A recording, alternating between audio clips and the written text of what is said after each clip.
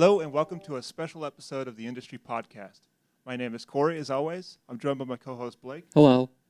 And the Industry Podcast is your source for industry interviews, insights, and inside stories. How are you doing this week, Blake? I'm doing fantastic. Awesome. And we have a special guest this week. You might recognize him from our episode 14, special episode with Francois Larosa of Infidel. Thanks, Blake. Hey, hi, everybody. Hi, Corey. Hi, Blake. It's good to see you guys again. And we're at your house today. It's a great little set. Yeah, man. I've just been so busy. I couldn't make it out to the studio. I thank you for bringing the studio into the house. It to you. Yeah, that's right. Y'all Industry know what podcast on the road. Yeah, you know what you're doing, and this is great. And I thank y'all for being here, and so yeah, I'm glad this has worked out. I'm glad it worked out too. We're happy to be here. Francois Larosa, you're a man of a very powerful and impressive network of people. Just speaking to you off camera and on camera, and being in your film. That's right. Infidel. Yeah. Very impressed by your work ethic, your network of people, and your Thank career, you. of course. And I think I just want to let you take it away a little bit and just talk about how you got here. Talk about how you got to Austin. And just give us a little intro for the people. Well, first, thank you so much for your kind words, Corey. I appreciate it. Blake too. I'm so glad you got to be a part of the Infidel film that we just did, which will probably be out this next month. I think we'll be completed with it next month. But yeah, how I got here, I actually was born in Victoria, Texas.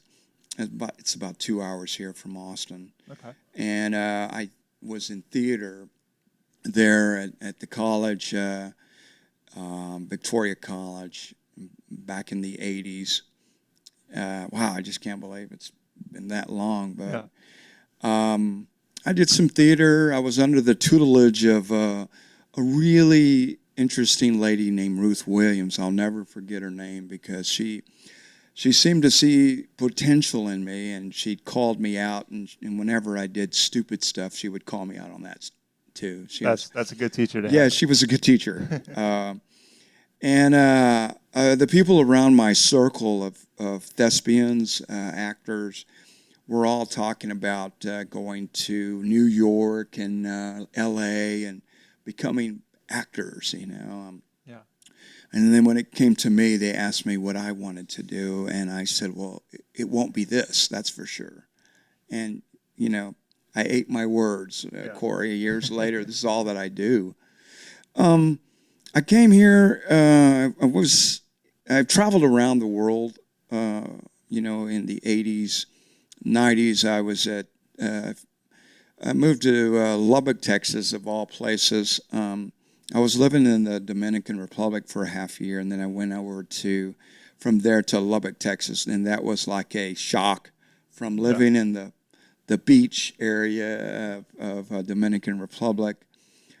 Puerto Plata was the name of it, and then to go to Lubbock, Texas. Small town USA. Yeah, Lubbock it was like Dust Bowl, and I think when I went to college there, in order for me to have a beer, I'd have to drive to another city. It was a dry town, and wow. Yeah, it was Snyder, Texas. I think I'd have to drive to Snyder just to get a beer. Oh my gosh, I thought about making my own beer at that time. Actually, Really? Yeah, I thought about it, but it's too much work. So then from there, I finished up, did a little social work, and then I came to Austin, Texas in 94, 95. And I did some social work here downtown, East Austin. I had an office in East Austin.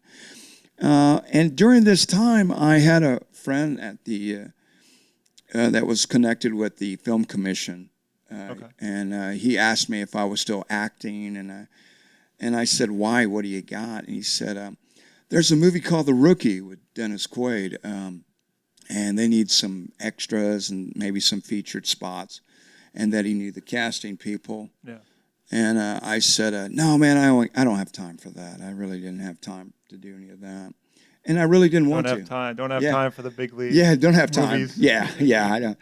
And then, then I think a year later, he came to me and asked me, "Hey, I've got this film that I know the casting people, and you should go. Just go down there. I'll tell them you're coming." And I said, "Well, what's the name of it?" And he said, "It's The Alamo. They're remaking The Alamo." Okay. And I said, "Hey, I'd be interested in that." I was always a John Wayne fan Yeah. from back in the day. Yeah. Lots of great military movies that came out. Yeah, in the during that 80s. time, yeah. And so I said, yes, I'd do it. So I went out there, and when they saw me, they dressed me up as a Mexican officer, and I spoke some Spanish. And then they called me back and said, "You know what? We're going to make you a U.S. Senator." And I thought, wow, how ironic, from a Mexican officer under Santa Anna to a U.S. Senator. Yeah. And I thought, oh, wow, this is wild. So I did, and then That's a cool coincidence yeah, of a story. it really I feel like is. that's happened in real life at some point. It was bizarre, The film industry is it's unpredictable, Yeah. and you just never know what's going to happen. So I did my scene there, and I was there for 2 weeks. We were in the heat of summer at the time, and I'm sitting next to this older gentleman. And he was very nice, and I told him, I said, "Do you do this often?" And he said, "Well, if my son lets me." And I said, "Wow, that's nice that your son brings you to the set." And, Yeah. and he says, I said, he says, "Well, my son works on the set." And he goes, "Oh, wow, he's crew. That's absolutely fantastic." And he said, "No." And I said, "Well, what does your son do?" He says, "He's the executive producer of the movie." And I said, "What?" And he said, I said, "Well, what's his name?" And he said, "His name's Ron Howard." So I was with Ron Howard's dad. Yeah, just hanging out. Just hanging Good out. shit. Just like it's no big deal. Yeah. And my scene was up. I practiced my lines. My only line was 10,000 men. That was it. Screaming. And How many times did you rehearse it? oh, dozens, just all different ways, And they put the main actor in front of me. I had the stand-in actor. Well, then they finally were ready to shoot, and the main actor comes in, and who is it? It's Dennis Quaid. So I had to yell at Dennis Quaid, 10,000 men, and so I, he got cut from the movie, Okay. but I still got paid, I still got paid, man. Speaking lines. So I got great food. I got to hang out with some interesting characters. Billy Bob Thornton was on the set. I think he was your friend if you had a cigarette at the time. I don't think he's smoking as much, but cool guy. Just really down to earth. Only cool people smoke cigarettes. Yeah. You have to be really cool to smoke cigarettes in 2021. Yeah, that's. And so Billy Bob was really a nice guy. There was another character, I forgot his name, but really just very nice people. Yeah. This is your first experience? This is my first experience in a studio movie. And then I caught the bug, and I got paid well. And then, so I started going into acting. I thought I'd go back into acting again. Sure. I studied theater, and I did the classics like the English plays like Gilbert and Sullivan. And so I did HMS Pinafore and, I can't even remember the other one. But I, just really enjoyed the classics, and it taught me discipline and timing. That's one of the key things about theater that I really enjoyed. So from there, I started taking acting classes here in Austin, Texas, under Marco Perella. Okay. Marco's still teaching to this day, Really? and this, yeah. And, I'd say my acting career probably started in 2000. So, Okay.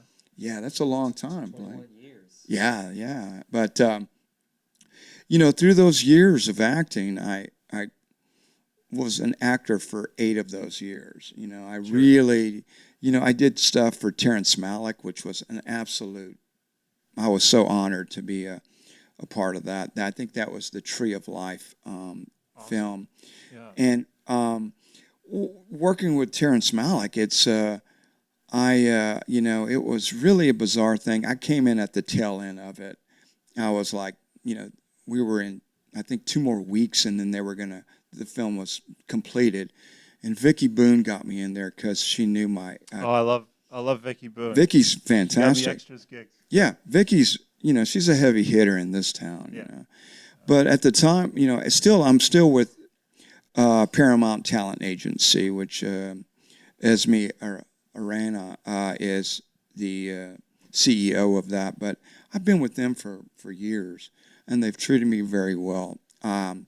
I don't act as much, but with Terrence Malick, I got to sit down with him for about 30 minutes and talk to him and his wife, Eki, and talk to Terrence about filmmaking.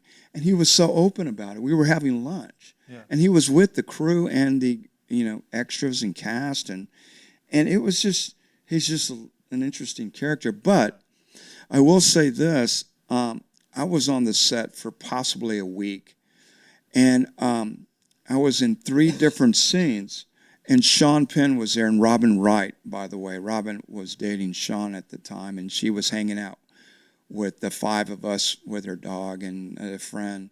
And Robin is a great actress as well, too. But she wasn't in this film. But Sean was. And he got to direct one of the scenes for us. Awesome. And Terrence had him directed. And it wasn't a big thing, but later on, after this film, he went on to direct, or he was doing Call of the Wild, something like that, the true story of a boy in Alaska.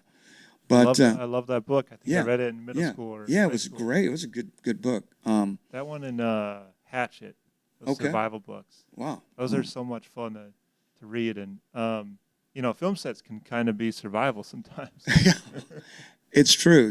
I think the mantra is hurry up and wait.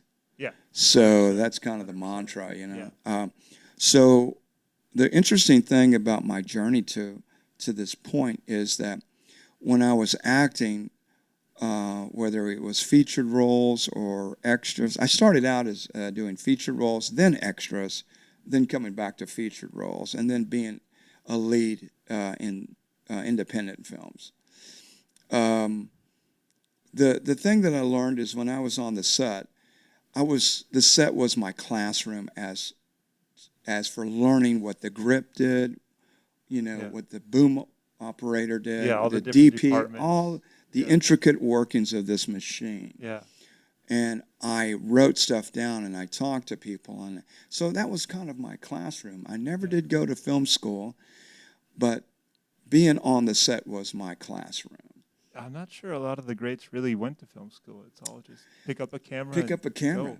Rock on it. And then I thought in 2008, there was an opportunity. I was working for a think tank downtown for a company called Skill Point Alliance. Okay. And I saw that there was a lot of nonprofit organizations that had programs. And the thing is that they had their website, but they didn't have, at this time, podcasts were just coming up. Yeah. And so I thought, wow, I could do their podcast. Yeah. Really at the onset. On the onset. So what I did was I bought a JVC handheld camcorder with beta tape. Yeah. And then I hooked up a mic to it, and I hooked up a pole, which was my boom pole, and I started to do nonprofit organizations podcast. And then I started getting paid for them. Nice. And so that was the launching of Starfield Productions, which was started officially in 2008. Yeah. I did it in about 2007, but I officially say 2008. Yeah. So I started my company, and then from there I started doing, working on podcasts, and then I got into commercials for Hispanic businesses. Awesome. Yeah. Yeah. So always reaching out to a network and always just putting yourself out there in that way. Yeah. And the interesting dynamic about this is that to be a creative in this film industry, you have to be creative on one end, but then on the other side, you have to be a businessman or businesswoman in order to make it in this field. Otherwise, it's a hobby. I mean, you're just Yeah. you're just 100%. doing stuff, but you got to start somewhere. You Yeah. have to start bare bones, putting up your money. It's but eventually you have to. If you want a career in this, you have to think with both sides of the brain. Yeah, definitely. You know. Definitely. Business side, Yeah. creative side, and anywhere you jump in, I think those two will intersect at some point. If you start only painting 20 hours a day, you'll eventually have to look at selling, or somebody will come in and Correct. try to buy or something Yeah. like that. Correct. Well, I learned very early Yeah. how to make money because you learn real quick when you use your money Yeah. how quickly it goes. But Yeah. I started to learn Better off that. burning it Yeah, sometimes. that's right. And then I started learning the word distribution. Yeah. And when I learned the intricate workings of that, I got it. I got it, man. I know how to make money in this industry. And, I did it okay. I'm not going to say I perfected it, but I did okay as an artist Yeah. to where colleges were paying me to go talk about distribution. Wow. They were giving me a check. And so here's the Incredible. incredible part of it is that when you pay 4 years to go to a university college, whether it's Nacogdoches, Stephen F. Austin, or University of Texas, or Georgetown, they barely touch on distribution when you go to film school. And for me, it was backwards. Yeah. I learned how to make money first, Yeah. and then And then the other and then stuff, the other thing. So now they would pay me to go and speak to their schools or colleges on how to distribute and how to make money. So I thought, wow, this is amazing. And there's some great filmmakers that go out into the world with their tools on how to do stuff, but not really the tool on how to make money right off the bat. So yeah, I guess that's a $1 million question, quite literally. We have a lot of young filmmakers and burgeoning filmmakers and a lot of hobbyist filmmakers that watch the cast, and I want to talk to them and get your insight into, the question is, how do you make money in film? How do you lead a film from start to finish, and how do you get it to go somewhere, besides your personal YouTube channel or something? Yeah. Well, that's that I get asked that so much, and so when I started my first project, most people will start out doing short films, Sure. And so they either work their day job, they put a certain percentage away, and they get a friend to help with that. Help film. With the film At money. that point, it's you're your casting director. And Exactly. It's by proximity, not by Exactly. Yeah. looks. Yeah. Exactly. Whoever's closest. Are you off on Saturday? Okay. Yeah. Come on, man. You're leading. I think I can use you. But Yeah, that world is a lot of fun. Yeah. And that's what I like about this show is I want to cross that bridge from sort of this casual look at filmmaking, and then trying to build a bridge to that professional pointed place where your creativity matters 120% more than it did on a short film with your friends. Well, like the importance of hiring a casting director, the importance of looking for a DP that only does camera work, looking for sound mixers that only does sound, and just really just upgrading your creative vision to make something amazing. Yeah. And of course distribution is the biggest part of that. But yeah, just crossing that bridge of so let me just talk to the people that are just starting out, or in film school. Yeah. So you're a hobbyist filmmaker. The hobby, you're paying all this money to go to film school, or you're taking classes, or you want to become a filmmaker. The first thing to do is to not quit your day job. Okay. That's the first thing. Step one. Step one. Stay Do employed. not quit. Stay employed, man. Do not quit your day job. Yeah. The second thing is to start with a short film. Something under 30 minutes. Sure. And utilize some of your money for production. And what I would say is, if you don't know how to shoot a camera, learn how to shoot a camera.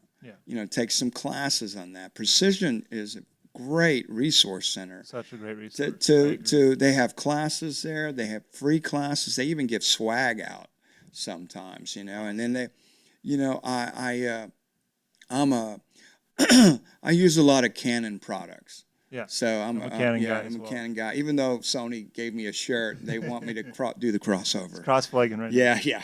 They want me to do the crossover. But I I definitely started out. Excuse me. Yep. I definitely started out learning how to shoot the camera first, and then I did my. Okay. And so after that, shooting commercials and that, I decided to do my first film, and it wasn't a short; it was a featured film that I had written. Wow. Prior to, in between the podcast and short, commercials that I was doing.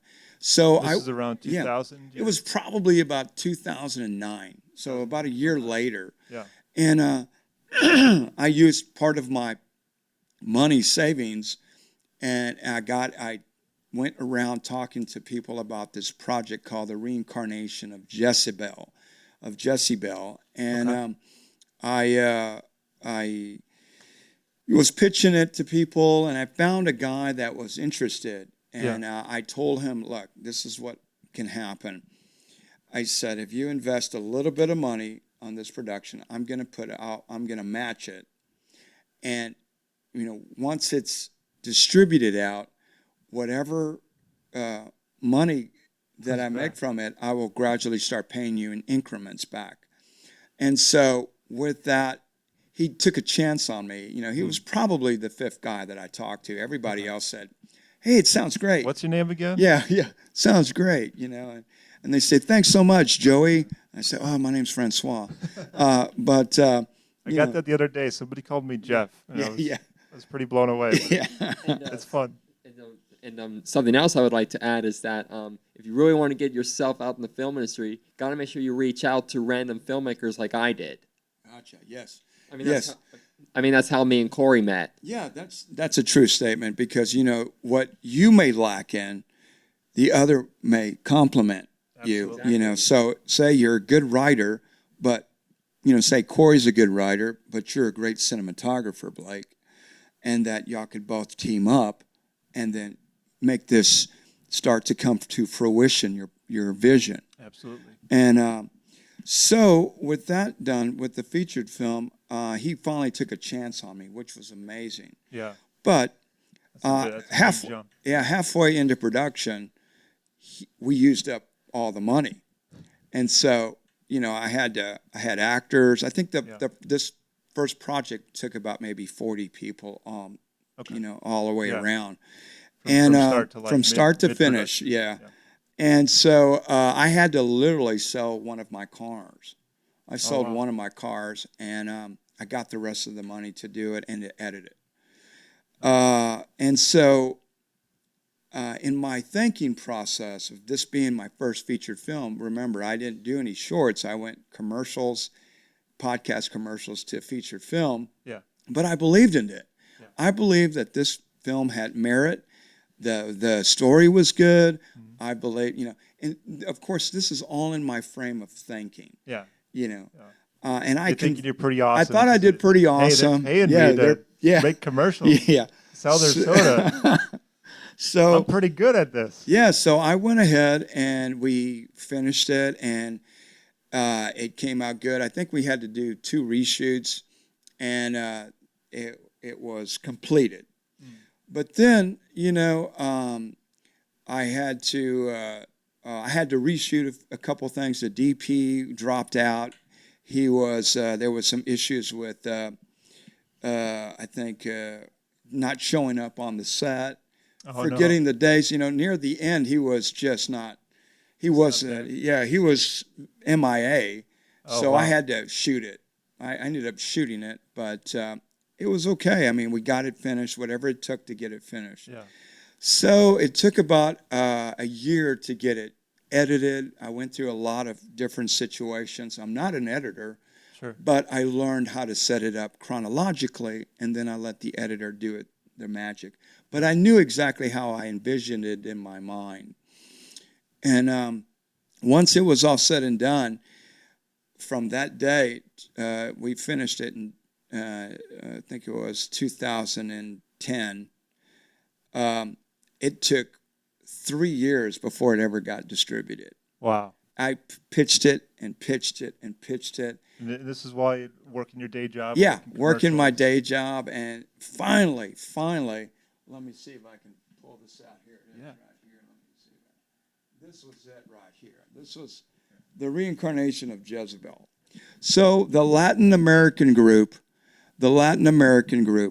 came to me and said, "We want to buy your film," and they're out of Portugal. HBO Latin America. Yeah, so they're out of Portugal, and I sold them the complete rights to it, and I sold everything. I don't own it anymore, but they re-edited it and they put it out. And I didn't know it was they were associated with HBO Go. Wow. I had to go through a lot of legalities. So if somebody wants to purchase something, it would be in your best interest to get with an attorney, entertainment attorney, to understand the contracts of. So was it a bad idea to sell all of your rights? No, I mean, not. One thing that I made sure that was in there, that after 5 years, I could take the rights back, and if I wanted to do a book, or or if I wanted to redistribute it on something in my area, I could. And so they agreed with that.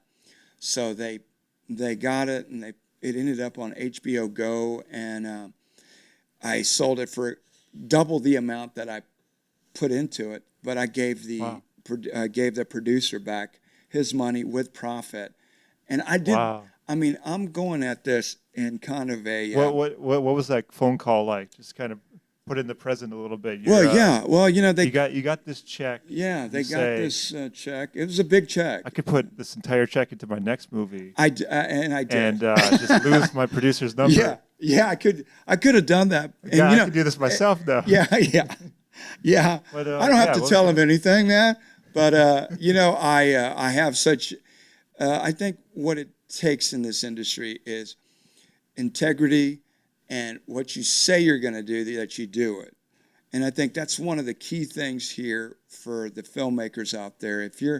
If you're having people invest in, whether it's a small amount to a huge amount, I think it's to your best interest to start paying these producers or people involved in the movie back their money. So then that way, when something else comes up, they know that they can count on you for making their money back with a little interest. Absolutely. I think I pitched it to this producer that if I said, if you put this money in an IRA account, you'll make 1.6% in a year, and that's like nothing. That's I said, but if I will give you that plus triple if you invest in this film. And sure enough, that's what happened. They're like, okay, Yeah. sign on the dotted line. And Yeah. get yourself a deal. But so I didn't know if your frame thing is everything still good on that, or just Yeah, I think we're good. Okay. It's showing up on the computer. So we're awesome. good. Okay, well, one of the things was that sorry about that shift. No worries. One of the things is that's We're all filmmakers here. We got to make sure we're seeing. you got to and make heard. sure, yeah. One of the things was that was one of my pitches that I would pitch to producers. Yeah. Well, I ended up giving him his money back plus profit, and then I went ahead and made my money back, and I had, Did publications take notice at that point? And actually, break out? yeah. I suppose HBO Latin America would want to. They did a sell it, IMDb.com. I was on Yeah. I was on the I was on the boards now. I mean, I'm Whoa. IMDb.com. You're in the rankings. I'm in the ranking, and What was out at that time? What movie was that? you know, out in theaters, busting the there blocks. I'm glad you said that because there were some pretty big movies that were out. I bet. But mine didn't hit theaters. If it did, I don't know about it. Sure. Mine went to HBO Go. So Yeah, straight to streaming. and yeah. so I was very happy about it. I was getting a name for myself, and then I started going back and doing Hispanic commercials for businesses, and I decided to take a vacation to San Antonio. So I went down to San Antonio, Texas, and I'm just there chilling by the river walk, and we had my brewski. Back on the beach. Back on the, there I am, chilling. Thinking about the last time you were on the beach and saying, Yeah. I made it. Well, I'm in the big leagues. Yeah, what happened was I'm sitting there and I noticed that there's two groups of peoples that are starting to form into groups, and I noticed that somebody held up this sign that said Ghost Tour. And I thought, wow, they have ghost tours in San Antonio? Yeah. I said, let me go check this out. So I went over there and I talked to the people and I said, what are you doing here? And they said, well, we're waiting for the ghost tour. And I said, how much is it? And they told me, so I paid for it. Yeah. I paid to go on this ghost tour. Cool. And I always carry a pad and pencil wherever I go, because sometimes something will click or I'll see something that other people don't see. Yeah. And that's how my brain works. And so I went ahead and the first thing I did was I put down ghost tour. And then I broke both groups into demographics. I broke it down to Caucasian, Black, Hispanics, and I noticed that the Hispanics were more superstitious and really into this. Yeah. And I thought, wow. So I wrote how many people were in it, and I thought, okay, there's something there. Yeah. So I went through the whole thing, and people were amazed, oh my gosh, and they were taking photos, and they caught orbs, and it was an amazing thing, I thought, wow, we had to walk all this way, but it was worth it. They were blown away. They were blown happy, away. They were very happy, tourists. and I think it was like $35 a head, and there was like maybe 40 people there, 45. Okay. Yeah, so they're making their money, banking. and These you're guys thinking as a distributor. Yeah, I'm thinking, there's something here, Yeah. man. So I came home that following weekend. I came home, and then I started writing a 2-page paragraph, and I thought, well, let me check on the Latin stations and see if there's anything like this. So I looked, and this was during the time Ghost Hunters International just started. Oh, okay. This was just the beginning of Dead Files. This was the beginning of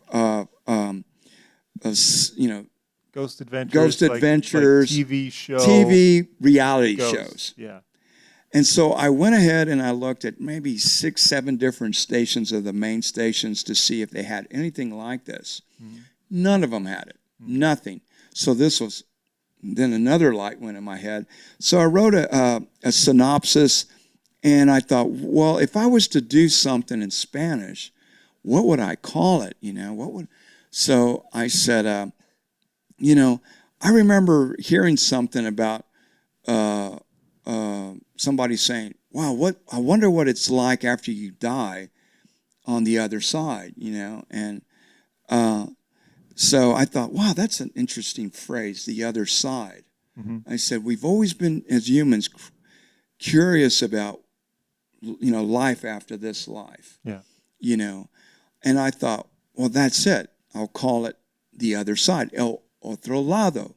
That's what it means in Spanish, el otro lado, the other side. Yeah. So I thought, wow, this is great. So I went ahead and did a search on how many shows or series were called that. So I'm always researching. Yeah. So always I thought, looking, always, how far does this go until I have to talk to a lawyer? yeah.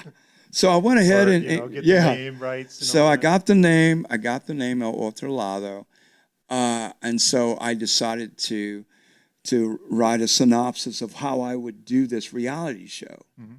But I had just got through finishing I wanted to do a pilot for CBS Telemundo or Univision or Azteca Americana or some other station. I Yeah. wanted to do a pilot, so I decided to do it in Spanish.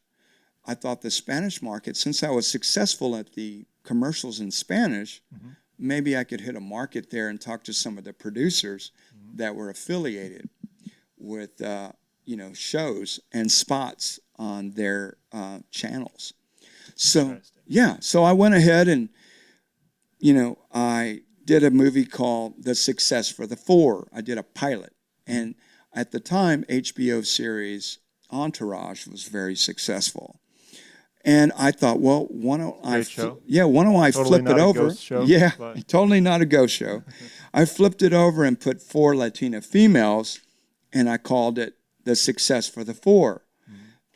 We're trying to be successful here in Austin, Texas, and LA in the film industry, modeling, and the stuff that they have to go through as females. And so I did a poster of it. I did a pilot. I got the first episode done. Nice. And so I was ready to talk to the producers. And the first connection that I had was CBS Telemundo. So I walked into their offices, and I'm there waiting. And when you're sitting there and you're trying to pitch something, when you get to this point, if you get to it, you only have 5 minutes to convince these people. How'd they answer your phone call in the first place? Well, I had a connection because some of the Reach out to the Hispanic network. commercials I was doing ended up on CBS Telemundo, and then Univision was reaching out to me. Okay. And so I said, well, I've got reality show that I want to, I would like to pitch to you. So they allowed me. CBS Telemundo was the first one to allow me to, since the commercials were more there than Univision, I went there. So I got my in through knowing a friend who knew a producer, and I went in and I had 5 minutes to convince 2 guys and a female about this particular pilot series showing on CBS Telemundo and possibly being picked up for more episodes. Yeah. And it was shot great. Yeah. I had a great cinematographer. I wrote it in English, and I hired bilingual actors. Nice. So my Spanish is okay, but for when it comes to Spanish stations, that's one of the things that's a no-no. You have to get your Spanish right on this. You can't be Tex-Mex. You can't. It's got to be absolutely. You can't Google Translate. Yeah, you can't. Yeah, it's got to be on the mark. So I went in there. I sat down, and I felt very confident. Sure. I had so I showed them the poster, talked to them about the premise.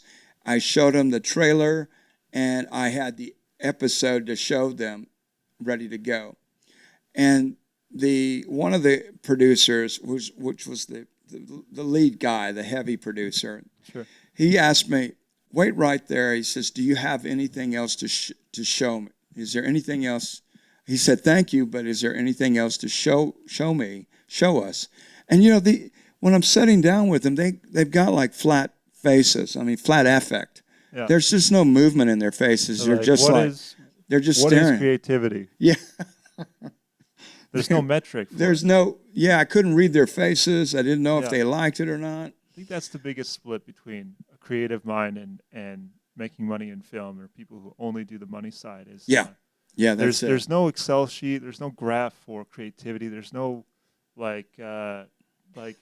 visible, like universally visible metric for I had a great idea, and I can't really tell you why it's good. I just got to say it to you. Yeah, exactly. Typically in person. And you're right on the mark. They're numbers people. They're money people. Yeah. And if they feel like it's something that they could sell and might be a success or might be marketable, they're going to jump on it. If not, they're going to stop you. And that's the thing that you have to plan for, is that you have to. I didn't know this at the time, but it was my plan B that I had. And they asked me, do you have anything else? And I said, they didn't even see. We started the episode, but they didn't finish it. They just said, okay, that's good. That's good enough. Yeah, and they said, do you have anything else? And so I just happened to have those 2 pieces of paper in my satchel and in my bag. It wasn't a satchel. I'm thinking back in the 60s. Sorry about that. I like that. That's a cool word. But I It's pulled like using it. the word far out or something. Keep on trucking, baby. So I pulled it out of my bag, and I said, well, I actually have, a concept here. I don't have a poster.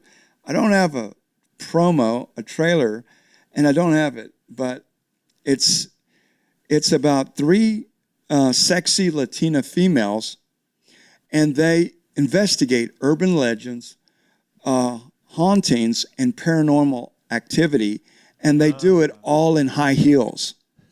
And the guys stood up, and they loved it. And one of them said, there's nothing like that on any Spanish network. And I said, I know, I've researched it. And I said, that's why I'm here today. And actually, they greenlit it right on the spot. Do it. They gave me some money.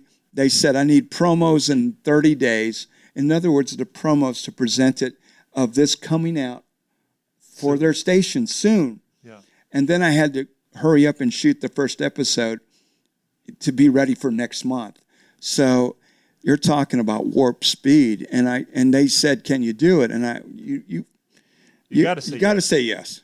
You know, even though it seems impossible and you hadn't even started anything, all you have is 2 pieces of paper. Yeah. You know, I said, oh, yeah, sure. Yeah. And I said, when do you need it by again? And I had to write it down. Okay. And I said, yeah, we'll have it. Who can I reach out to that will pick up the phone and shoot a movie for me tomorrow? So your network becomes your everything. Everything at that point. And it just so happens that when I'm a, how can I put this? I have like a mental Rolodex. Sure. When I shot the reincarnation of Jezebel, I knew this actor friend that were in acting class together. And at the time, I had a very small apartment, but yet I had a storyboard of the entire featured film all over my walls. Wow. And I remember telling my friend that, you know, his name was Mario. I said, Mario, he was the only guy that came to visit me. And I said, Mario, and he goes, what do you have here? I said, this is my featured film. And I said, I've got you as the younger sheriff. And I pointed down on the floor, and I'm on the floor with my knees saying, this is your character. You're going to do this, and then you're going to raise up with your gun. You're going to shoot her. You're going to be by the fence, and you're going to say, you know, oh, my God, oh, my God. And he must have thought I was crazy. Yeah. You know, because he just came over for some coffee, you know, and I told him about my concept and my film. Yeah. 3.5 months later, we're shooting that scene in Wimberley, Texas. Nice. And he's in the young sheriff outfit with the gun, getting ready to shoot. He just offers him some coffee. Yeah. Right? And, 3.5 months later, we're doing the scene that I showed him he was going to be doing. That's amazing. And then he came to me and he said, you know, Francois, I'll never doubt you again. And so what happened is I saw him as the character in my mind, and I saw how it all played out. Well, now, for this reality show, El Otro Lado, I happen to have been invited to a talent agency. That sometimes they invite me to go to their parties or Christmas parties.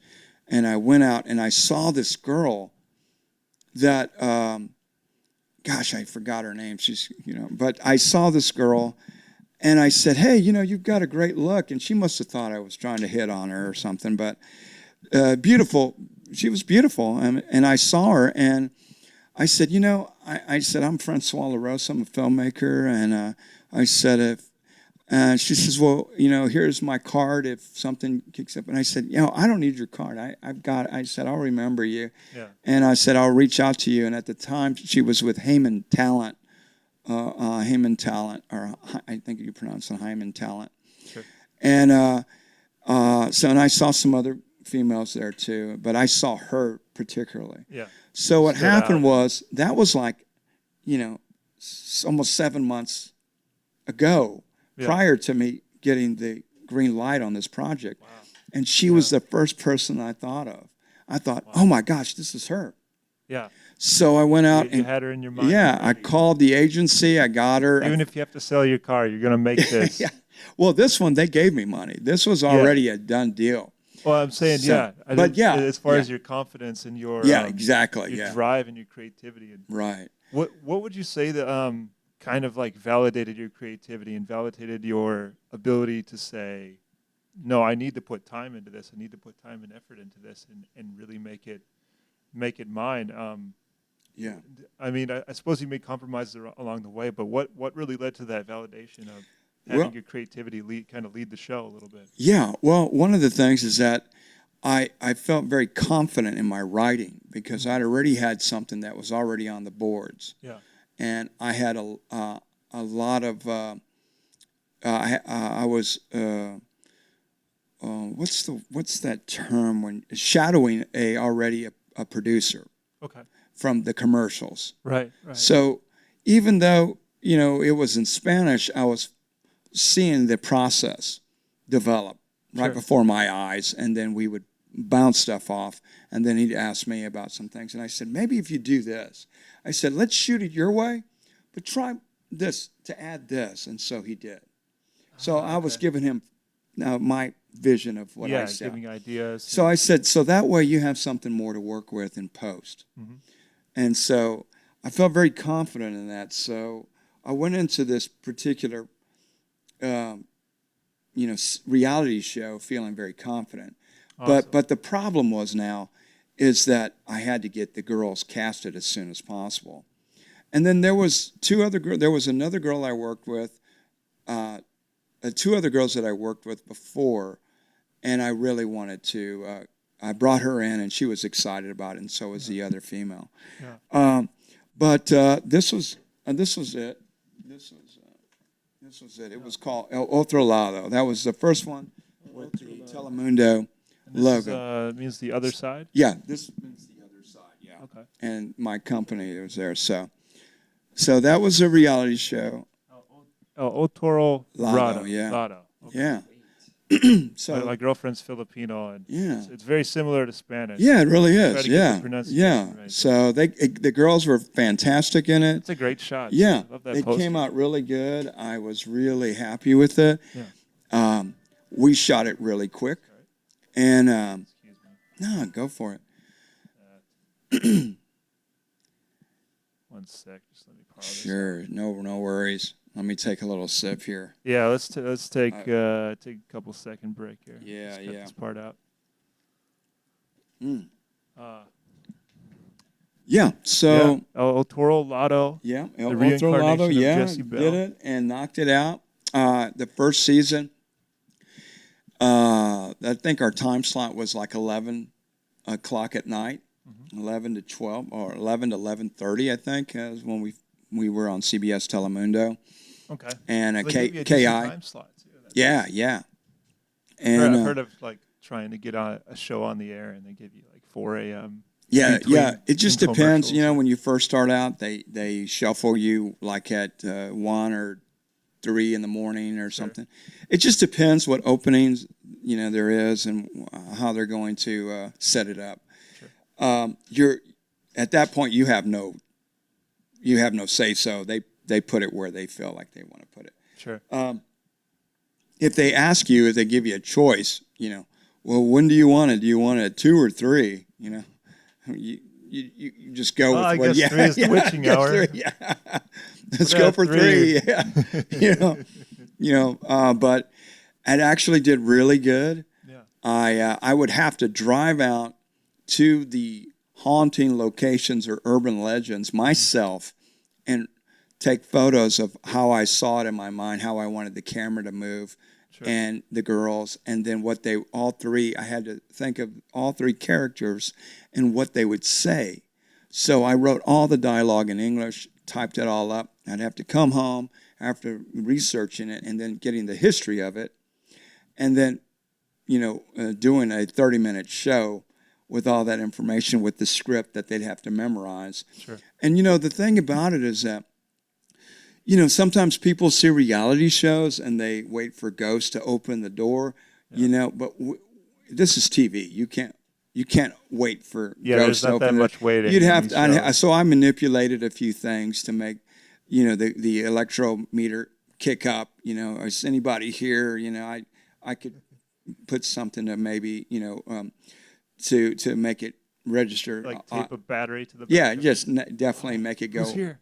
And then also the doors but there was a couple times where we had some very strange things happen. Yeah, actual things. Actual on set things happen happen. to We you. actually had doors opening, batteries of our camera juice out, Yeah. lights go out. We've had orbs flying all around us. We had, you know, unusual things happen. Sure. And Did it so freak out the actors? And yes, freak out it the did. crew? Yeah, it Did you have did. crew like yeah. what Well, I had a Mystery very said? small crew. I had probably 3 people and me, and we worked on it. And so we had to be, we put our heads together to make it a really good show, and the actresses were good, and we finished it up. And then they asked me to do a second season, and I thought, well, okay, yeah, we did. So I recast it for that. The studio wanted me to recast. Sure. I had some, it's an interesting thing about working with studios, because sometimes they like the series, but then they want to come in and change it. So if they're putting up the money, they have control over it, but they do it in a way where it's like, we like the show, and we think your writing's good and everything's good. We'd like to change it up a bit. And I'd say, well, what would you like to change? Let's get some new blood in there, Yeah. In other words, they want it. And I said, well, what do you mean by that? And they said, well, we need, they wouldn't come out and say they wanted somebody younger or more attractive. They had different verbiage to use that was subliminal, Yeah. but yet they would allow me in my thinking to make the decisions to do that. And it was really, as I moved up this ladder, Yeah. the game playing, the game was, A little bit different. it was different. Yeah. It was different. And I learned that, that if they wanted to, they could just say, well, thank you, bye. Or they could, They never let you forget it. they never let me forget it. Well, that one And, clause in the contract. Yeah, says and we it's could- in the contract. We And could just rip this up right yeah, now. we can just, but they were giving me a little bit more to play with, and we Yeah. did a second season, and so I had to recast, and that was a hard thing. Is that Was this all shot in Texas? it was all shot in Texas. Everything, That's all the paranormal and urban legends were all shot in Texas, which I had to go out there and do myself. Yeah. But the second season, I experienced some paranormal activity myself, Yeah. and that. I'd love to hear that. Yeah, after the that's- second season, I decided that's enough. Okay. Yeah, that's enough. I Too mean, much flirting with the. yeah, With the other side, which is a different side. got tied up into it's supposed to be about attractive women doing things. And Yeah, screaming it and just went running away with absolutely. really fast taps. Tap, tap, tap. Yeah. It was just the experiences that I was experiencing were not were kind of scary, actually. Kind of scary. And so after the second season, I quit right there, and that was it. And then I moved on to do more featured films. So And did they take the idea and try to spin it off? no, do they something actually. else? I Or went just there. didn't? No, they didn't. They didn't. They actually came to me. I went back there to do a web fest, kind of a presentation with one of the founders of it. Sure. And when I was there, I ran into it was Good Morning Austin. Mm-hmm. But when I was there, somebody from CBS Telemundo was there, saw me, and then they came to me and they talked to me about it. And they asked if I would consider doing a third, and I said no. I said I've already been down that road, and I don't, I've been there, done that. I And think that's something important to to take. What I see in that is just saying no at the right time, and I guess if you would have said yes to a season 3, there would be a compromise a little bit too far for you as far as like, committing to something that you weren't all in for. Yeah, yeah. You started that first feature film. You went all into that. Yeah, You it was put all into it. everything. Yeah. So that kind of set a tone for what you want to put into your creative, your creative like journey. And Right, so that right, would yeah. that would be a tone change for you, It was, and and do it like for somebody else, exactly. not just for the money, but in a way that just you'd have to kind of stretch further to like get a story, and it just wasn't there instinctually for you. Yeah, and one of the key things here is as a filmmaker, is to know when to stop or leave the game, leave that Yeah. alone. No one the painting's No one, finished. yeah, you just got to back away from it, and that's hard for people in this industry because they're when you start I've seen out, that you're before. focused on the money. When you start out, you're focused on the money, and then that's they and for me it was about the creativity and of course it was for the money too because but I just felt like this is where I need to stop it right there. I'm good. But I came back with the first project. At the time, the changing of the guards changed, the producers. And the female liked the first project, the pilot that I went in with, and it got to be seen on CBS Telemundo and Azteca Americana too. So I got to be shown on 2 different channels. Nice. And it was seen, it was a pilot, but it didn't get picked up.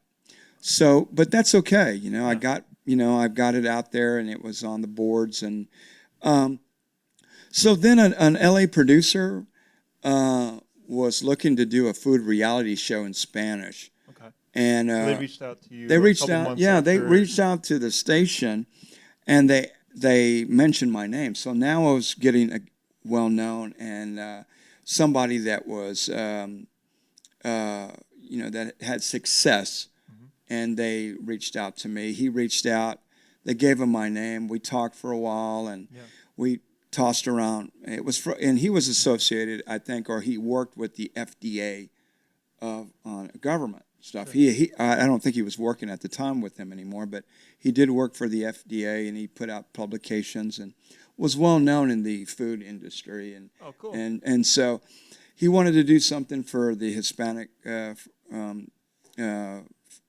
channel as for food. Sure. Substituting bad food for good food, it's still the same, but to switch a few things. Yeah. And we talked about it, and I asked him, well, what's the name of the project? And he said, Food Reality. And I said, Food Reality. And so we came up with Alimentos Reales, which means food reality. That's what it was. So we decided to do that, so we had to cast.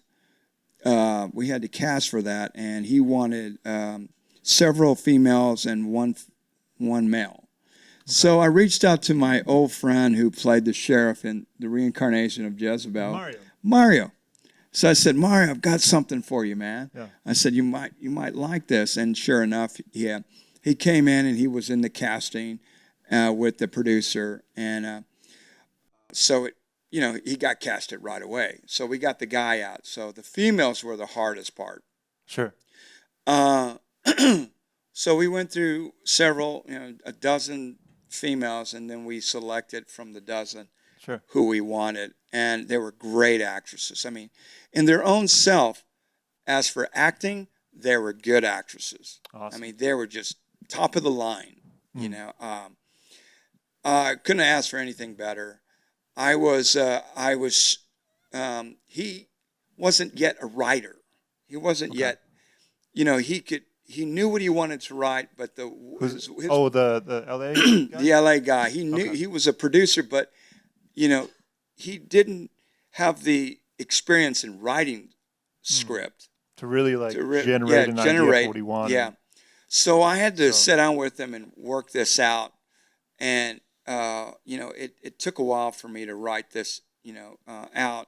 And it's a 30-minute show. It's, 28 minutes, 30 seconds. So would you say it was a client for you at that point? Pretty much a client, And yeah. you kind of took a commercial approach. Okay, this is Yeah. somebody who has a vision. I have to sort of Right. create And so to make cross it a that reality bridge. show, and Sure. he paid very well. We did it, and we shot 6 episodes. We did the first season, and it came out fantastic. The girls were just, I mean, all the actors were fantastic. Awesome. I want to say a special shout out to Shout out to Juju. She was a filmmaker who had a studio, fantastic studio on the east side called Juju Factory. And we got to shoot in her studio, which was absolutely fantastic. And she was actually a great resource at the time for filmmakers, which is, she's no longer there, but she's still a filmmaker here in Austin. But, we went in there and she let us have free reign there to do what we needed to do. Yeah. And I just appreciate the people that have helped me in the past. And I just want them to know that I never forgot them. It's just that I'm in a different place now. I'm not just here locally. I'm in LA and I'm in Miami. Sure. But we got to do a lot of the episodes there and some other places, and some of the Fiesta food market as well as HEB. So you got the travel. Yeah, got to travel and get paid for it, and so. So as far as like shooting, you got used to shooting on location a lot. Yeah, and I sort did. of adapting to whoever, like rain days and things like that, and just adapting to, your set is how it was built, exactly. how the building was built. Yeah, exactly. And adapting to that. I love that. I love on location shooting. Yeah, you coming from can't beat it. independent film. Like, I think it's on location. that's a lot of fun. Yeah, it's it brings the realism to the project for sure. Definitely. I understand shooting in studio or certain scenes, indoor. I understand that, but I'm interested in trying that. Yeah, I have a short film idea where it would take building walls to kind of get the right look that I have in my mind, and I would love to try that. Yeah, I mean, it can be done. I mean, it takes a little time, but it can be done. Yeah.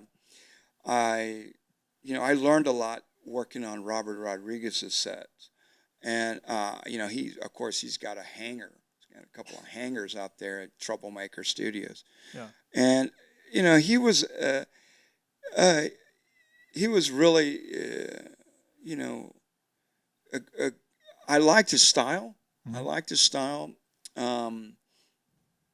And I just appreciated him doing what he was doing. He's still doing it. Mm-hmm. And I got to work on a couple of projects of his. I also got to talk to Richard Linklater, who's a heavy hitter in this town too. Definitely. And I got to. It's a big fish. I just happened to be going by, gosh, man, I want to say 2008 or 2000. Yeah, we're back in the day. Sure. And we were pretty young, and I remember he just got through doing something, a documentary on the UT baseball game, Augie, the baseball coach. And I remember he was at a Blockbuster Video, and I thought, what? Richard Linklater's here? That can't be right. Yeah. So I walked in there, and sure enough, he was there. He's hanging out. Selling his documentary films, talking about it, and it was being showed all over the TVs there. And I got to talk to him a little bit, and, bless his heart, I think he probably thought, oh, man, here comes another guy wanting to get into film. And I talked to him about screenwriting. Sure. Screenplays. And he told me, he says, I'll be honest with you, man, it's hard to be a screenwriter, period. Yeah. It's just, he wasn't telling me, don't quit your day job or try something else, but, he gave me some information that was valuable to me. He didn't really know who I was, mm-hmm. And I didn't tell him who I was, that I had already done reality shows for TV, and I didn't walk in there and take off your sunglasses I'm a featured and say, film, my featured film did this, and I was just a regular guy that just was talking to another regular guy. And Richard was really cool, one-on-one. He's just a great guy. He's just very cool. I feel like that reckons back to hanging out with Ron Howard's dad, Yeah, exactly. and just saying, "Hey, how's it going, man?" Like, Yeah, we're just shooting the people. bull, just Yeah. relaxing, taking it easy, and just and Richard was in a relaxed setting, so it went up pretty good. I got to see his filmmaking down the road, but I think how I knew of Richard was when he was doing a Stranger Darkly, Mm-hmm. and he was here on the east side, and I happened to go by there, and he was shooting this film from a book that Philip K. Dick did. Mm-hmm. And I'm a big fan of Philip K. Dick. And he's a great sci-fi writer. I read his books when I was younger. But he was doing an adaptation of it. And here is Keanu Reeves, Winona Ryder, Woody Harrelson, Robert Downey Jr. hanging out as if they lived there. I Yeah. mean, just absolutely. This was pre-Matrix for Keanu Reeves. Okay. I think he was doing some martial arts training at the time. Okay. Get ready for Just it. getting ready But I mean, for that sweet double kick scene. yeah. And there was a just a trashed house on the east side that they were utilizing in the small crew shooting there. But I wish I was able to work on the set. I wish Yeah. I was. But that's how I knew Richard was from doing that project. But then to meet him and talk to him, I still have a lot of respect for him. And Yeah. I'm at private parties, where we're there together. He Yeah. sees me. Yeah. He sees me, and I say hi to him, and he says hi. But I don't know why, but I've just never said, "Hey, Richard, it's me. I'm the guy." I just didn't bother You with just that. didn't really reach Yeah, I up just that figured, way. I'm one of, many guys that probably come to him and say, "Hey, I want to be a filmmaker," Yeah. and I get that myself too. I get that, or this is what I get a lot. Do you get walk-ups? Do you get people in? Listen, I get walk-ups from people that say, "I've got this great story, man. I got this great story," and I said, "That's great." Like me 5 minutes ago? I got this Yeah, story I yeah, want I to got do. this, yeah. And so I'm very nice about it. I tell them, what you need to do is to write it down on paper. Mm-hmm. Write your great story down on paper. And I said, this is how you do it. Write a beginning of how you see it, Mm-hmm. what you remember, and write the middle part, write a conflict of something that really happened that, you still remember to this day. Something tragic or excitement or anticipation or an accident or something. Sure. And then at the end, the result of all this. What does all this mean? Mm-hmm. And I said, so I do that to everybody, and I never, because I was that guy, I went to Richard that day and say, hey man, I'm trying to be a screenwriter. And like I said, I already had stuff under my belt, Yeah. but I didn't tell him. And, we still go to, it's been a couple of years, but I think I was at a private party and I saw him there and I waved at him and he waves at me. And, but I'm there with Ethan Hawke and some other, Ben Dickey was there. Shout out Other to big Ben names. Dickey. Shout out Ben Dickey. Ben Dickey, my brother. But there's some other people that are there, and great musicians as well too. It's and it wouldn't be anything for Matthew McConaughey to walk in or Quentin Tarantino. This is these It wouldn't private. really shock the room if you walked in. These are private part. I think one time I remember going to the Texas Film Awards. I was hanging out there with some other celebrities, and Elijah Wood breaks out and starts DJing for us. Oh, cool. Yeah. Elijah Wood. Yeah, he's DJing. Oh. And in fact, at the time, he was breaking out and doing an album. And I think he was going by the name Wood. Mm-hmm. So, okay. but DJ he was. Wood. Yeah, I DJ like Wood. And, but he was really good, actually, as a DJ. I'm sure he'd been putting the time into working that out. I mean, But, it's actors just, at that level, the work ethic they have to put in, and just you can translate that to other things. Yeah, it's a lot of discipline. Everything into what you're interested in. Yeah, exactly. It's a lot of discipline. But yeah, it was, it's this kind of crowd, I think, I want to say, there's other friends that I know that are well connected, like Dan Redmond, who's in town. I think I was supposed to go right before COVID hit and meet at his house. You know, I think he had Val Kilmer there. Wow. Yeah, I was supposed to, and this was pre-COVID, and I knew that Val had some issues with his health, and so they canceled it. But another friend of mine, Tracy LaCroix, gosh, I feel so bad. I should have. Yeah, but she's well connected, and there's a lot of people here that you meet, and you think they're just like regular people, but then they know all these other celebrities. Yeah. So what was so you're always trying to move up in your network. Exactly. Is that the idea? Well, it's not big just network of people. you know, I think one of who the do you know? Yeah, it's just not network, but you know, I mean to to be validated as a good filmmaker. I think after 20 years, I've won a lot of. Oh, here I go again. Please forgive me, but I've won awards. I've won awards from. He's won awards, everybody. I've won awards, and that's awesome. No, it's incredibly impressive. From France to Italy to Germany to Buenos Aires, and here too. Brazil. Yeah. So it's just been an interesting, and I get to go fly and talk film. I was in Peru a couple of years back talking to the university there on film. Mm-hmm. I got to hang out in Lima, which was kind of cool, and I got to talk to other filmmakers there. And, see that market. See that market, which is a great market. Yeah. In fact, when I came back from there, I thought that's when I came up with the concept of opening my own distribution company called Buffalo Productions. Oh, okay. And so I came out with that. And nice. What I would do is I would buy. So you have Starfield and Buffalo Productions. Now Buffalo Productions. Yeah. And so you have a production house, and then you have a distribution house. But I've been. Do you focus on South America then? Or? Well, actually, what made me think of that distribution is, you had filmmakers there that were spending $20,000 on a featured film, but $20,000 there's a lot of money. Yeah.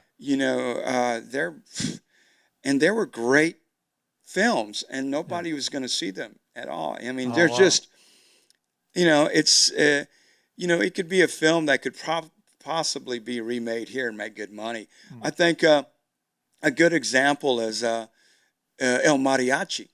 Mm. When you think of El Mariachi, you think of Robert Rodriguez. Yeah, definitely. But that movie was made way before that. There was another movie called El Mariachi that was made before that. Oh, yeah. okay. And then I had no idea. Yeah, people don't. It's just research. That's all it is. But there's other movies to be made that but Robert added a great spin to it. I mean, it's nothing like the original movie. Yeah. He's got that flavor. He's got it. Yeah, he definitely has his trademark. Yeah.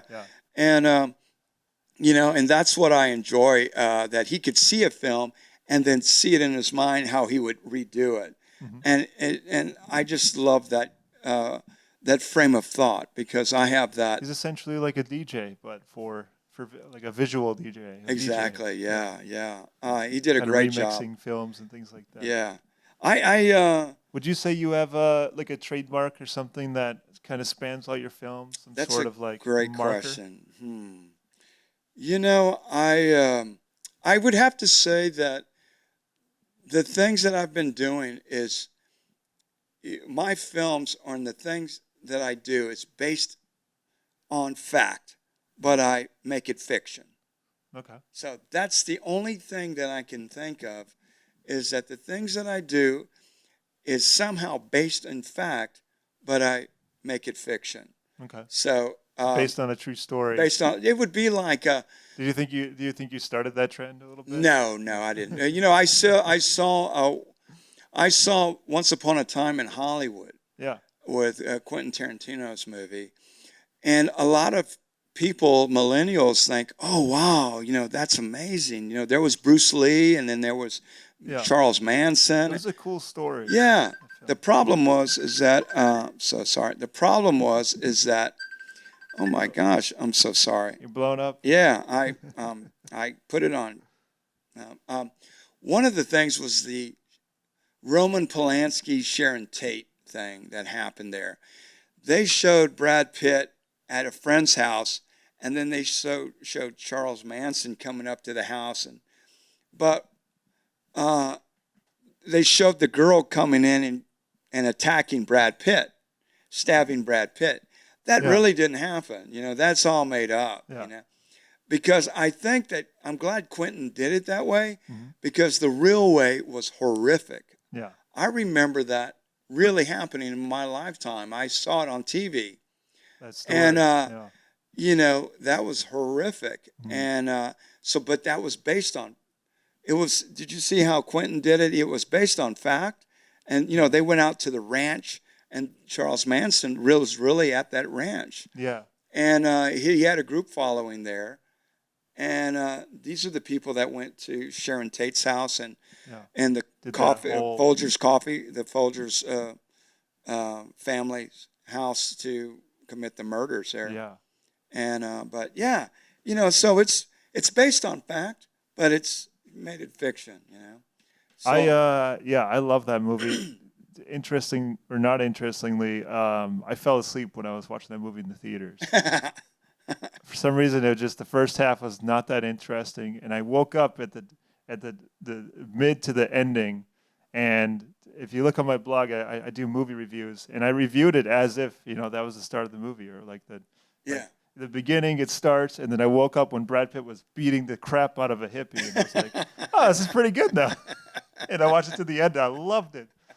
I was like, man, Tarantino can really do endings amazingly well. Yeah, he does. I think and that's. I was blown away by it. Yeah, his style is he's got his own style as well too. I appreciate it. You know, I learn from that. That's all I do. I think filmmakers will tend to grab something from a film and try to adapt it to their project. That's you know, not everybody does it. Yeah, but pretty much. Such a massive scale. I mean, you can really, you know, have like a visual diet of anything. Yeah, and it affects your perception. That's the most interesting thing about, I would say, being an artist and being creative is you can have like an audio and a visual diet, and that can tune your perception to paint a certain way, or make a film a certain way, or make music a certain way. Yeah, very true. Very true. It's so fulfilling to talk with you about you know, just going all the way with your creativity and pushing as far as you can and as you continue forward. Yeah. What's on the horizon? I know we have. Well, you know, I've got Fidel and let's see. Well, let me get with my last featured film is Agora. That's the last one that hit theaters here at the Alamo Draft Houses. Incredible. It poster. showed you upped your poster game 100%. Yeah, thanks, man. It's I've done 3 featured films. The first one, of course, HBO Latin group bought it for HBO Go. The second one was called Garusta, but ended up being put in a lawsuit. And it was, you know, these things about filmmakers, as you move up, there's more stress that's involved in it, and more producers are on your back, and there's actually more legalities as you move up, you know, but this was the last one. It did really well in theaters. It's in Europe or India now. Okay. And I don't own it. I just directed it and casted it. And I had to rewrite the screenplay for it. Okay. To make it more more thriller, more suspenseful, and you know, add more suspense to it. Sure. And then that did really well. So that's the last feature film I did. I'm looking to do another one here. I'm actually writing The Possession 2. Okay. That's right. That's what it was called. The Possession 2. I'm actually. You know, I was bragging about you. I was like, yeah, I know this guy. He's a screenwriter. For Lionsgate. Well, you know, actually, So I brag about you. Yeah, well, actually, what happened was I did a trailer for the Possession 2 of how the producer, Jason Haxton, Mm-hmm. we talked, and he was in Canada at the time, and we talked about the ending, we talked about the project, and he asked me to do my take on it. How would I do it? And I think Sam Raimi, who did the famous Sam Raimi, who did the Yeah. first one, he did it for 10 million, grossed 82 million on that project. Yeah. But, you know, It's a little chunk of change. a little chunk there. But he asked me my take on it, and he said that they didn't like where he was going with the Possession 2 on the script. Hmm. So they asked for my take on it. And I said, well, So there's Sam Raimi yeah. and then Francois Larosa Well, right there's, there. yeah, well, I'm a little bit lower than that, but I'm there. I'm there. Yeah. You're on And the board. I'm so on to the speak. boards. And so what I did, I told the producer, I said, I'll do something even better. I'll put together a trailer of how I see it. Mm-hmm. So I did a trailer. I funded it all. Yeah. I did the trailer. I own it all. Sure. And then I sent it back to him so that Sam Raimi could see. You know, there's a certain channel it goes through. One producer, the producer to his two gatekeepers, Sure. and then it goes to him. Okay. So he has seen it, Yeah. and there was no comment made on it, except thank you. So the producer said, we really need, he's actually the writer of the book, Okay. the D-Book Box. And it's a real story. It's a real story. And Sam Raimi and the screenwriter kind of redid it to their style. You know, Sure. some of it's real, some of it is Yeah. Twist a couple Hollywoodized. things Yeah. to put that sort of. I guess it just spans to a greater demographic when you take something that's really specific or like a big detail and just turn it into like a single person. or Exactly. Yeah. Yeah. Things like that. So It's smart in the grand scheme of things if you want to get further. You know, I exactly, guess that's a compromise of you. Would you say that's a compromise of yours? it is a compromise. to push It that is. way. And Yeah, it is. Because even though Sam Raimi had a vision of how he wanted to do it, believe me, the people with the money, the producers will say, well, maybe we should do this. Mhm. And, you know, then you have to banter back, well, we could maybe do it the that way, balance but, and how I would do it is if anybody asked me that, is I'd said, yes, let's do that too. Yeah. I'll do it my way of how I see it, and we'll add that to it, and we'll shoot that, do that. So then Sure. that way in post, we'll have something to I pick like from. that. Yeah, I like so that. I it guess always that's keeps the- it open. That's It the always keeps- expensive way to do it. I suppose they're yeah. not always on board with that. Yeah, our way yeah. is cheaper. Yeah. Or They're something always like looking that. at the cheap way. There's always ways. Yeah. I mean, Wow. not all the time, but majority of the time, believe me, they are. But what happened was there was a boy that was in my trailer named Tristan Riggs. Sure. And Tristan got a big part in a Guy Pearce movie. Okay. And it did very well. And in fact, it's on Netflix. Okay. And I want to say it's called The Seventh Day.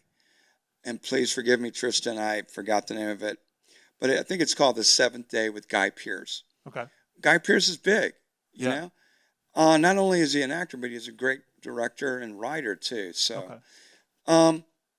so Tristan was in his movie, one of the main characters. Wow. So they Yeah. and Lionsgate It's a put big it out. break. Lionsgate put it out. So then they asked Tristan, "What's your next movie? Do you have another horror?" And he says, "I'm waiting for Francois Larosa, I guess, to finish The Possession 2." And The Boom. Possession 2, the next thing you know it, I'm here eating my cereal, you know. We've talked about Yeah, this a little yeah, bit. I'm eating before, I my remember. cereal, Yeah. and I get a call, and from Los Angeles, and they say, "Hey, you're on a Lionsgate, copyrighted Lionsgate video." And I said, "What are you talking about?" He says, "You need to." He says, "I'm going to send you the link." So he sent me the link, and sure enough, it showed The Possession 1, and then it showed The Possession 2 in pre-production with Francois Larosa at the helm. Yeah. And these people involved in it. So they took it as like a press release. They took it as a press release, and they put their logo, Lionsgate, on it. It's copyrighted. Mm-hmm. So then I'm like doing searches on it, and then I'm in this well-known Cineaholic magazine in Los Angeles. Cineaholic it's a big Big and I'm in magazine, that yeah. magazine talking about I'm going to be heading up this project, and and so I talked to Jason Ross, and he said, I guess he's telling me, man, you better jump on that script. You better get that script out. Wow. So I'm almost through with the script. It's at 80 pages. I've got, I've probably got another 15 more pages, 20 more pages, Wow. and it's done. That's Yeah. I can feel the pressure It's coming from you. yeah. It's just I'm almost at the end, but Yeah. it's almost there. But once it's done, I've got a WGA that you copyright all your stuff. Yeah. And then when you move up the ladder, you have to copyright your stuff professionally. The WGA, when you're making the big bucks, you got to copyright it. And then Protect it. Yeah. I go ahead and send it to this place where they kind of polish it. They make it look presentable with my poster on it. Sure. I have already got a poster that I developed called The Possession 2, a Francois Nice. Larosa film. Do you have a graphic designer that you? It's usually me, it's usually me designing it, or I usually go to a really visionary guy named Christian D. Nelson. Christian's worked with me. Shout out Christian D. Yeah, Nelson. yeah. Poster maker. Me and Christian have been Famous poster working together in this. We've known each other for a decade. We've worked together. I saw him in high school. I mean, the first time. I mean, Awesome. he had just graduated, and I saw him there, and so we talked, and next thing you know, we've been together for 10. He's an award-winning filmmaker now, and I'm proud Wow. of him. And but yeah, great editor. Well, so are you. So you thank you. guys follow Thank the you. same Yeah, track, of course. I always like to see people, moving up the ladder too. Of course. So it gives me joy. Joe Baragas is another guy who's a, great actor, but he's coming up the ladders with Hollow Screen. Yeah, we're audio only now. Yeah. But I don't want it to Yeah. get in the way here. No worries, man. But I just there's so much more. There's the documentaries that I put out. I've got the latest one is 40 Weeks in Cincetta. 40 weeks in Cincetta, which was Cincetta? Federico Fellini's studio in Rome, Okay. and it's about Peter Gonzalez Falcone. I'm sorry, Falcone Gonzalez. Let me make sure. Yeah. Peter Falcone Gonzalez. I just want to make sure I get that correct. All the wonderful posters. Ben. Yeah. He's just a great actor, and he's just an act. He was in his Fellini film called Roma, and yeah. I've been wanting to see that one. I haven't seen it's it great. yet, but Oh, Peter's fantastic in it. what a great. He plays a young great Federico idea. Fellini, and so that's been winning dozens of awards, and it's got. I think I've got 2 more film festivals, and that's it. And I'm going to distribute it out as well too this 2022. Mm-hmm. And then I've got. We just did a film called Affidel, Affidel. which you were in it. I did. Yeah, You were in I it. was. Yeah, and so was Blake. Blake was in it as well too. We had speaking lines in Affidel. Yeah, Fidel. Yeah, Remember? yeah. Anything to add, Blake? Can I do some talking? Yeah, of course. Because you talk take, forever. Take it away. I know I'm a chatterbox. I was really honored to be in your film, and please promise to get me in more, because I'm just as good as everyone else. There we go. That confidence. So when is your next film? I'm not doing any more film for the rest of the year. I'm just writing a screenplay, The Possession 2, and then after that, I'm going to start working on I have a finished script called the Graveyard Shift, the remake of the Stephen King, The Graveyard Shift. My brother loves Stephen King. Yeah, well, it's almost finished. I'm rewriting it again, but those are the 2 that I'm working on, as well as a new one that I'll be doing called The Ripper. So those. I'm just writing for the rest of the year. Oh, that is so cool. So Um,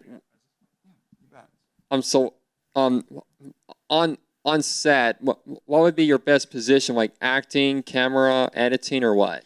For me, or for somebody coming in and doing a project? What do you mean? Is for me, I like directing and I like writing. Those are the two things that I enjoy the most. But what I'm really good at as well too is casting. Oh, I that, can see somebody in the role, and and I just know they're going to be good at it, and I'm just very happy to be doing, still be doing that part of it. just like you knew we would be good gamers in your film. Exactly. I saw you guys and I thought, man, these guys would be great gamers, and you did a fantastic job. You and Corey, great, and y'all didn't even need that much direction. I just told you what I needed from you guys, and you did it, hit it out of the park. Yeah, as far as I'm concerned, I'm ready for anything. Well, great, great. Well, I think you also talked about you were inspired by doing your own documentary. Yeah, about succeeding about succeeding in life, even if you have a disability like me. Yeah. Well, that's great. Yeah, I think everything's possible in film, and I think the first key is to just start to lay it out and do it. That's the first key, is to start shooting your first subject, or writing down your concept. That sets it in motion, and I think that's something that you need to start moving forward on. There is one more question I needed to ask, and that is, what's the best way to market your film? Like, what's the best way to get it out there and like to get it funded, or to get it as many views as you can and stuff Yeah. like that? Well, it just depends on what you want to do. If you want to distribute it out, there's several different distribution companies out that you can Google and check out, and then that way you become the owner of it instead of the opposite. Oh, Where for every dollar that somebody sees it, they'll pay $1 to see it, and then you get 80% out of that dollar, and the company gets 20%. oh, I like that. Yeah, so there's you just got to research it and see which one is the best one for you, what you want to do. As for views, if you put it out on YouTube, you can get views, but people won't pay for that. Yeah. They'll pay for the views, but you could go ahead and find a small distribution company on your documentary, and then market it on Facebook and say, hey, I've got this video, my documentary, come see it, support local filmmakers, stuff like that. And the next step is, before you put it out in public, you need to maybe put it out in film festivals. I was telling Blake earlier that we do I'm one of the co-hosts of the Alamo City Film Festival here in San Antonio, Texas. So this might be something for you. We do short films under 30 minutes, and we're going to start taking submissions this coming December. December. Thank you. You remembered that. Yeah. We're going to start taking submissions in December, Yay. and then it'll end in April, and then we'll notify everybody in April, the end of April, and then we'll have the festival in May. We always have it like the last weekend in May. All right. So, but it's the San Antonio, it's the Alamo City Film Festival in San Antonio with David Yanez. David was the co-founder of it, and so we've just kind of revamped a few things to get it going again, and but that might be a thing to start putting it in film festivals, and then after that, distribute it out. All right. Okay. And I'll be sure to put my documentary in there too. Oh yeah, please do. Remember, it's got to be under 30 minutes, though. Oh yeah, I'll do the best I can for that. Okay. Well, great. What's your film called? It is my film is called Coming Out on Top Even with Disability. Oh, nice. Okay, cool, man. Got a ring to it. Yeah. Out on top. Yeah, I like that. Yeah. I like that. Is there any more questions you have for me? No, I think that's it for me. I'll say that I think we were talking about the. Yeah, I'm out. Yeah, I'm out. But I think one of the last things I was talking about was you mentioned documentaries. It's good to find subjects that have interesting backgrounds to do documentaries. Even though I don't make a lot of money off documentaries, I just find it very educational, very awakening, and also it makes you think, and it also gives you a perspective of how things came about behind the scenes, sort of. And I was going to do two other people, but it didn't come through. One of them was Shelley Duvall.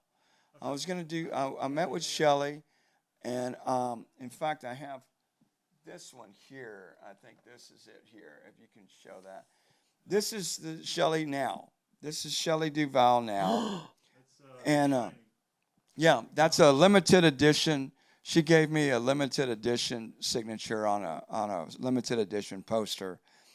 And I went to talk to her, and I was thinking of doing a documentary on her because she was actually a great producer on fairy tales. She would she would act out fairy tales, and she was a producer in that, and she put up the money for that as well too. And she had interesting guests to play, like, and she did the Prince. She would get like Mick Jagger to be the Prince, which was amazing. She would get like Stevie Nicks to play the maiden on a boat, just unusual things. She'd have these really interesting characters, and I thought it was, and she'd weave a great tapestry of the story, but people didn't know that part of her. But when I met with her, she wasn't really there, and I mean, she's going through some things, and I felt like it wouldn't justify doing it. The next thing was I got to meet and talk to Roberto Gaviria. I'd have to say Roberto Escobar Gaviria. So that was Pablo Escobar's brother in the Medellin cartel. That didn't happen because of because of health issues and it didn't happen. It's an interesting thing in this business is that I know acquaintances, I've got good connections, Sure. and I'm like one separate apart from somebody else. That's big. And or somebody. I think I've developed a good enough name for myself that they take me serious. It's just like somebody that's just starting out. So Yeah. But A couple publications here and there. yeah. So and I don't really. I think you take a human. You haven't lost your humanity. Yeah, that's true. Yeah. Which is worth bringing up because it like the film industry, especially in like LA or somewhere like that, it can go in a direction that's not very pleasurable, and True. you can deal with some wild personalities, and to stay true to yourself and say no at the right times. I think that's Yeah. the most endearing part of your character, and the biggest tell of your character is and I admire that. Thank you, Corey. I appreciate that. Yeah, it does. It does. You got. I think there was a song that went like, "You got to know when to hold them, know when to fold them, know when to walk away, Yes. and know when to run." Yeah. Exactly. Exactly. But yeah, it's just definitely knowing when to walk away. That you got to just it'll come. If not, then it just it can taint your reputation, I guess, so to speak. Yeah. Oh, it can impact meeting new people. Yeah, exactly. And how you and kind also of bring that baggage with you. And when also you meet new people, and it's like there's pitfalls, of Yeah. course, as And- there is in anything, and it's incredible that you're here. You're bringing us up with the show. Yeah, man. It's and you reach out to people and bring them up. We had a guest last week. Shout out Michael Druck and not our Michael, last yeah. guest, but Michael's great. And he's town. wonderful. Yeah. And He's, he has the same same air about him. It's just he's there to bring people in. Yeah. He's kind of Yeah. like a recruiter to the film industry. Like, come on, come on, come on. It's Yeah. like we're all family He's here. a And great yeah, like I've never met him. He's on my Facebook, and yeah, I think I've even chatted with him on yeah. Facebook. Michael's starting to become like a heavy hitter in this town, He's big. and he's accessible.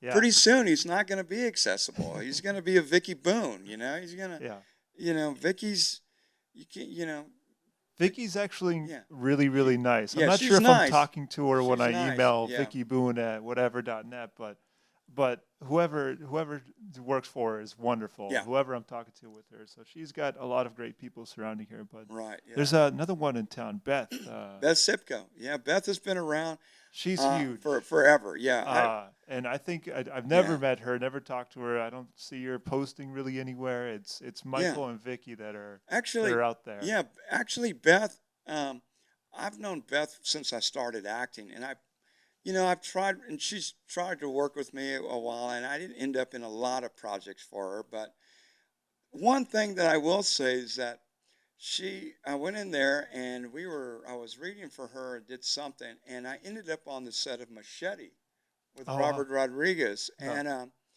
And a funny story with Beth is that I got on the set because of Beth Sepko, and I'm there, I'm waiting. I'm supposed to be an ER doctor. Nice. And so I'm waiting there. I don't know who's in the film. I'm just called there. I go there, and while I'm sitting there, I hear a few names, and I go, what? Jeff Fahey? Oh my gosh, Lawnmower Man. I'm a big fan of him. This guy's iconic. And then Cheech Marin, and then, some other names. And then they say that Robert De Niro's in the film too. And I go, you got to be kidding. Wow, that's awesome. So I'm there the first day. I wait there 8 hours. They don't call me. They decide to send me home and bring me back the next day. And all my colleagues have already been shooting scenes and stuff. And and so I'm sitting there. And the second day comes. I'm waiting again 8 hours. They want me to come back. And then my friends are there, and they've been in a few scenes. So the third day, they have me come out. Now I'm in this scene. So then they place me in the front, and then they move me to the back, and then they move me, way behind where the first AD moves me way behind where I can't even be seen in front of this big OC stand. And I remember saying, man, I'm way out here. I said, it's like I'm blocking the equipment. He goes, exactly. So my colleagues start to kind of giggle at me. And I'm like, man, this is the worst thing ever. I'm here now. I'm the third day, and I'm on the set, but I'm blocking equipment as an actor. Yeah. So, and my friends are You're getting prop, a kick out of prop me. Yeah. elites, as they say. So I thought, well, this is just ridiculous, man. So then they put me in a room. Then they finally put me in a room, the room where Robert De Niro got shot, and he's shot in the leg. And they call me in with the nurse and some other main actors. And I come in there, and I've got my file, and they were going to give me a line to say, and I'm there with Robert De Niro, and he's lying in the bed. And then they look at it, and then they say, you know what, Francois, can you step out? So I'm like there, and then they step out. So I'm out.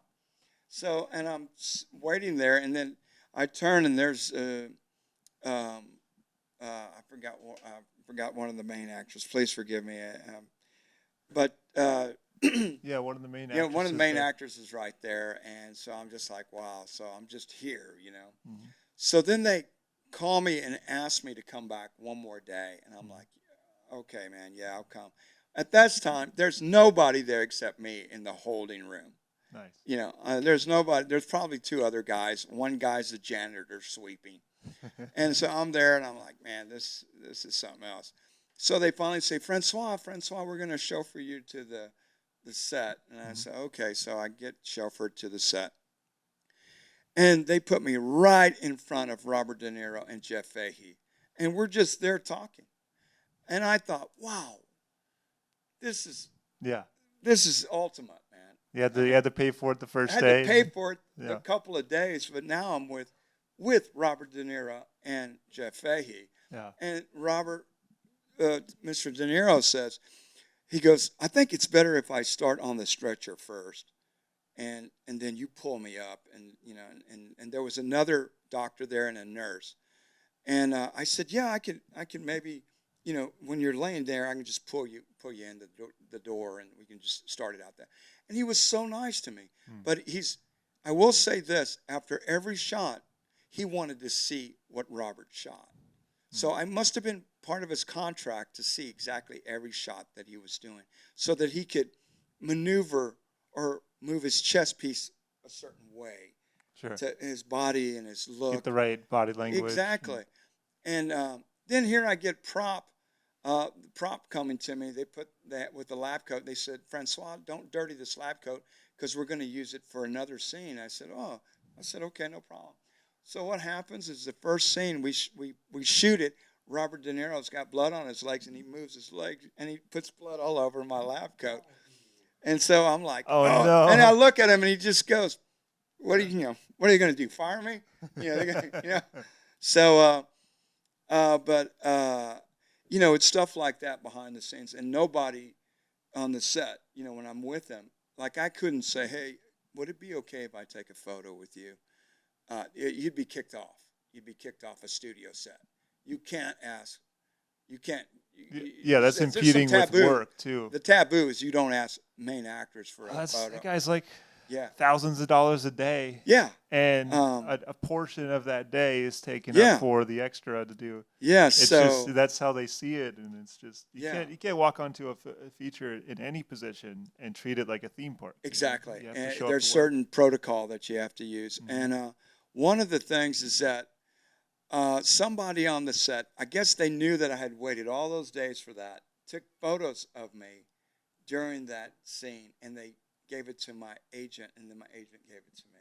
Oh, And awesome. so, but that's the story I have of Beth Sepko. She's a heavy hitter in this town, And but yeah, those are It's a some. great story. Yeah, there's a lot more, but I just enjoy. Just a peek into the life of Francois. Yeah.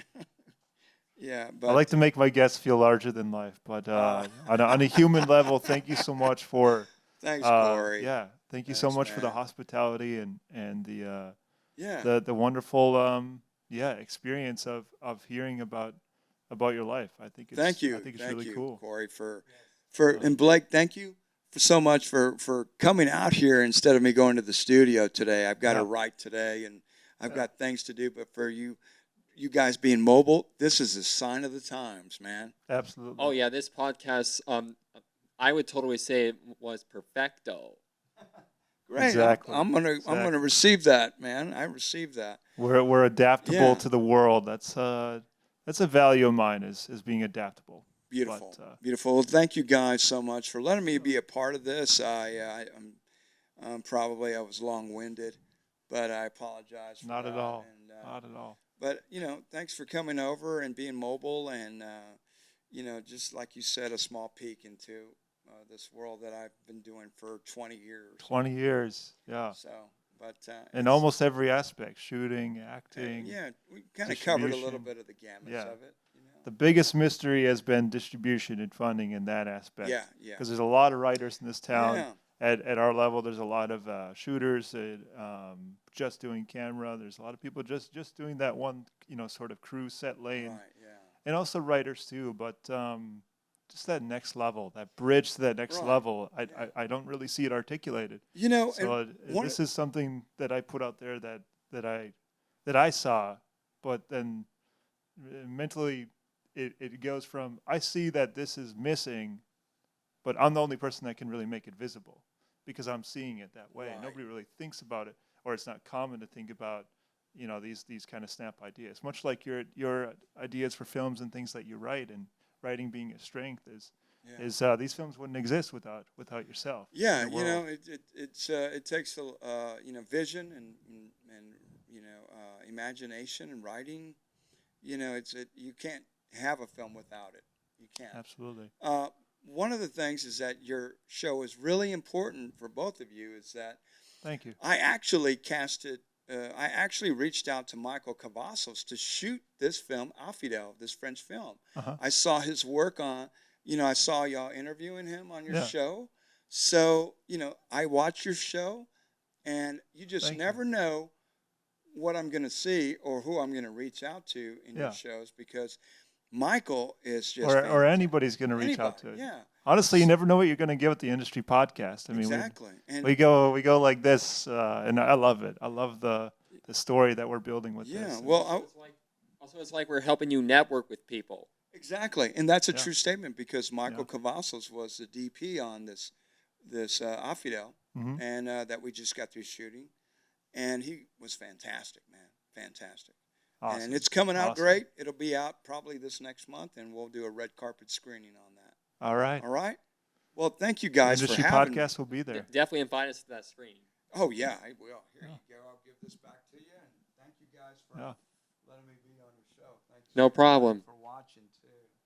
Thank you, everybody, and filmmakers just out there starting out or are trying to keep going. We see your stuff. Francois sees your stuff.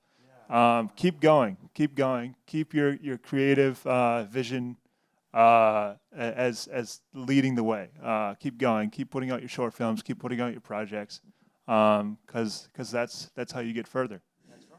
That's it, man. Thanks, everybody. Bye. now. Bye. Later on, buddy. Have a good one. Later on, man. Trucking, dude. Kama Sutra. Later.